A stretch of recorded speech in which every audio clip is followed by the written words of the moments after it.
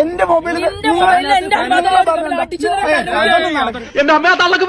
എന്താ രാമേന്ദ്ര പ്രശ്നം? അല്ലടോ ഇവിടെ നിന്ന് സീറ്റ് അടിക്കാം. ലൈവ് ഷോ കാണണമെങ്കിൽ വാ.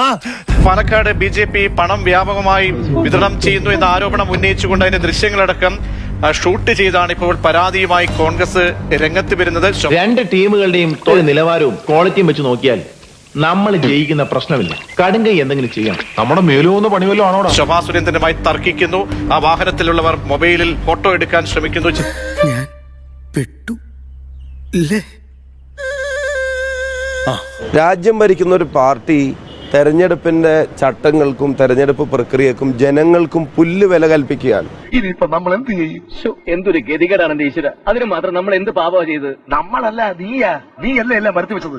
3, 4, 5 വണ്ടികൾ വരിവരിയായി പോയി വണ്ടിയിൽ നിന്ന് ഇറങ്ങി സഹായികൾ വീടുകൾ തോറും പണം വിതരണം ചെയ്യാൻ ശ്രമിക്കുന്നത് അതുകൊണ്ട് പാലക്കാട്ടെ തെരഞ്ഞെടുപ്പിനെ നേരിടാൻ പറ്റുമെന്നുള്ളത് വ്യാമോഹമാണ്. നമുക്ക് രക്ഷപ്പെടാൻ എന്താ വഴി എന്ന് പറയും? ഒരു വഴിയുണ്ട്. ഇത്തിരി വിഷം മേടിച്ച് നിന്ന് മരിക്കാം. അതൊരു വഴിയാണ്.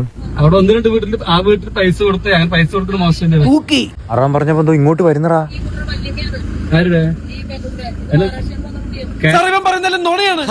ഞാൻ വിശ്വസിച്ചു. പൈസ കൊടുത്തില്ലേ? എന്റെ മൊബൈലല്ലേ, നിങ്ങൾ അതിനോട് സംസാരിച്ചാ പോലെ. അതല്ലടാ ഞാൻ ഉദ്ദേശിച്ചത്. എന്റെ മൊബൈലിൽ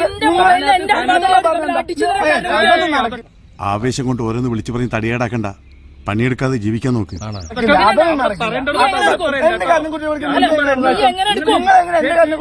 അങ്ങനെ ഇതങ്ങ് വിട്ടുതരാൻ ഞാൻ തീരുമാനിച്ചിട്ടില്ലെങ്കിലോ? വെറുതെ എന്റെ കൈ മെനക്കെടുത്താതെ പുറ കണ്ടവന്റെ ഒക്കെ എച്ചിരി തിന്ന് കഴിയുന്ന നിനക്കിതിൽ എന്താ കാര്യം?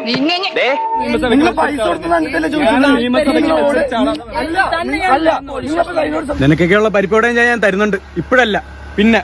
ചെറുപ്പക്കാരൻ നോക്കി സെക്ഷലി ഹറാസ്മെന്റ് ചെയ്യുന്ന രീതിയിലുള്ള ഒരാക്ഷൻ 3 തവണ കാണിച്ചാൽ അപ്പൊ ഇവരാണ് ആകെ പൈസ തന്നുള്ളൂ, വേറെ ആരും തന്നില്ല അമ്മയ്ക്ക്, അല്ലേ? തള്ള കൊളാക്കും. ലൈവ് പരിപാടി